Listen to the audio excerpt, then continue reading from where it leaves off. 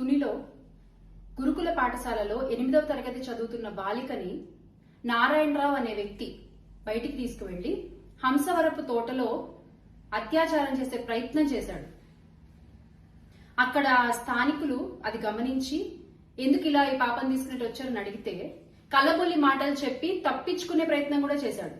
ఇంకొంచెం గట్టిగా మాట్లాడితే అక్కడ ఉన్న వాళ్ళందరూ నేను టీడీపీ కౌన్సిలర్ని, మీరు నన్ను ఏం చేయగలరు అంటూ దబాయింపుకు దిగాడు.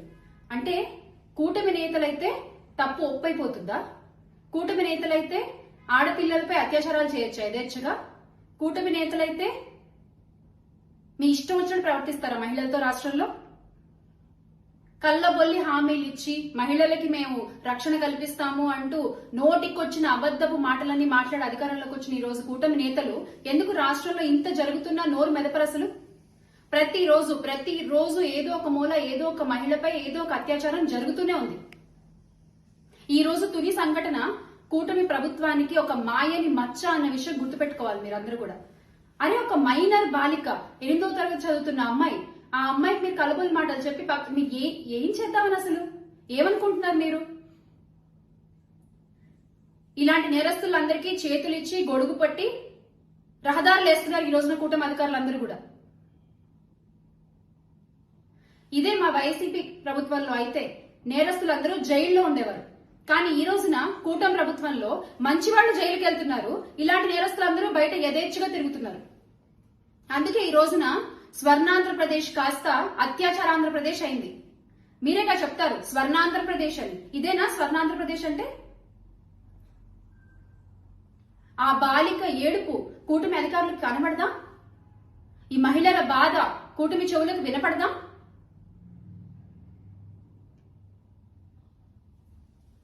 అసలు మీరు ఏమనుకుంటున్నారు? అంటే ప్రతిసారి మీరు అధికారంలో ఉన్నప్పుడు చంద్రబాబు నాయుడు గారు మీరు మహిళలకి చేసింది గుండు సున్నా. ఈ రోజున మీ అధికారంలో, మీ కూటమి అధికారంలో, టీడీపీ జనసేన బీజేపీ మీ కూటమి అధికారంలో మహిళల భద్రత కూడా మీ చేతుల్లో బందీ అయిపోయింది. ఈ రోజు మహిళా భద్రత కూడా మీ చేతుల్లో బందీ అయిపోయింది. ఇంకెంతమంది మహిళల ఆర్తనాదాలు వింటే కూటమి అధికారుల చలనం వస్తుంది? ఇంకెంతమంది బాలికల ప్రాణాలు కోల్పోతే మీ అధికారులు ముందుకొచ్చి మాట్లాడతారు?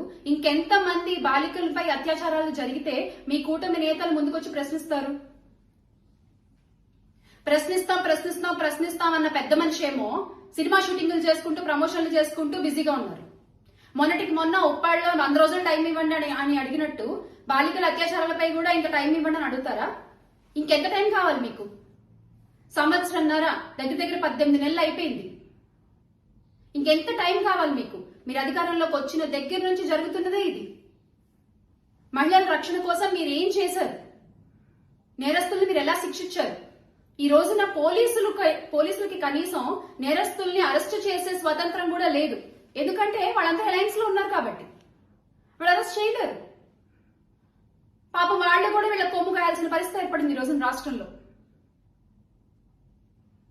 ఇంక ఇలాగే ఉంటుందా ఇది? ఎవరు దీని గురించి నోరెత్తి మాట్లాడరా? చూస్తేనేమో రాష్ట్రానికి ఒక మహిళ హోంమంత్రి పదవిలో ఉన్నారు. ఒక మహిళ హోంమంత్రి పదవిలో ఉన్నా కూడా మహిళలపై ఇన్ని అత్యాచారాలు జరుగుతున్నాయి. ఏమన్నా అడిగితే మాకు అండర్స్టాండింగ్ ఉంది, మేము కలిసి పనిచేసుకుంటున్నాం, మేము 15 ఏళ్ళు ఇలాగే కలిసి ఉంటాం అంటారు. ఇలాగా మీరు ఒక రాష్ట్రాన్ని ఉంచేది ఇంతమంది కలిసి ఉండి. ఒక్క వ్యక్తి ఎటువంటి పొత్తు లేకుండా గెలిచి రాష్ట్రాన్ని 5 ఏళ్లు ఎంత సుపరిపాలన చేశారో, మహిళల కోసం ఎలాంటి యాప్లు తీసుకొచ్చారో, వాళ్ళ రక్షణ కోసం ఎంత ఆలోచించారో, వాళ్ళు స్వయం ఉపాధి కోసం ఎంత కష్టపడ్డారో, ఎంత తపన పడ్డారో రాష్ట్ర ప్రజలందరికీ తెలుసు. ఒక అన్నలాగా ప్రతి మహిళను రక్షించుకున్న ఘనత వైఎస్ జగన్మోహన్ రెడ్డి గారి ప్రభుత్వాన్ని గత 5 ఏళ్లు కూడా. కానీ ఈ రోజున యాప్లు ప్రవేశపెడతారు. మీరు ఎగ్జామ్ లో టాపర్ పేపర్ చూసి కాపీ కొట్టి యాప్లు ప్రవేశపెడతారు. సేమ్ దిశ యాప్ ని కాపీ కొట్టి శక్తి యాప్ అని పెట్టారు. కానీ ఏం చేస్తుంది ఆ శక్తి యాప్? ఏమైపోయింది ఆ శక్తి యాప్? ఈ రోజున ఒక్కళ్ళు లబ్ధి పొందిన వాళ్ళు ఉన్నారా అని ప్రశ్నిస్తున్నాం. శక్తి యాప్ ద్వారా ఒక్కళ్ళు ఉన్నారా? ఎందుకండి మీరు యాప్లు ప్రవేశపెట్టి? ఎందుకు చెప్పండి?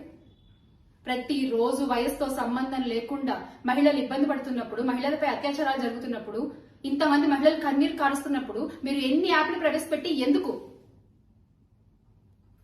ఇప్పటికైనా కళ్ళు తెరిచి ప్రజల సమస్యలపై దృష్టి పెట్టి ముఖ్యంగా మహిళల కోసం ఆలోచించి మీరు మా రక్షణ కోసం ఏమి చట్టాలు తీసుకొస్తారు, ఏ యాప్లు తీసుకొస్తారు, ఎలా వ్యవస్థను శిక్షిస్తారు, దయచేసి బయటకు వచ్చి చెప్పండి. మీరు మా జగన్మోహన్ రెడ్డి గారు వేసుకున్న షూస్ మీద పెట్టిన శ్రద్ధ రాష్ట్ర పరిపాలనపై పెడితే బాగుంటుంది. ఖచ్చితంగా మహిళా రక్షణ గాని, వ్యవసాయ రంగం గాని, విద్యారంగం గాని, ఆర్థిక రంగం ఏదైనా సరే ఈ రోజున మళ్ళీ బాగుండాలి అంటే అందరూ జగన్మోహన్ రెడ్డి గారి వైపు చూసే పరిస్థితి ఉంది రాష్ట్రంలో. మళ్ళీ ఖచ్చితంగా ఆయన అధికారంలోకి వస్తారు, ప్రజలే తీసుకొస్తారు, మళ్ళీ ఆంధ్ర రాష్ట్రం బాగుంటుంది. Make Andhra great again with జగనన్న. జోహార్ వైఎస్ఆర్, జై జగన్.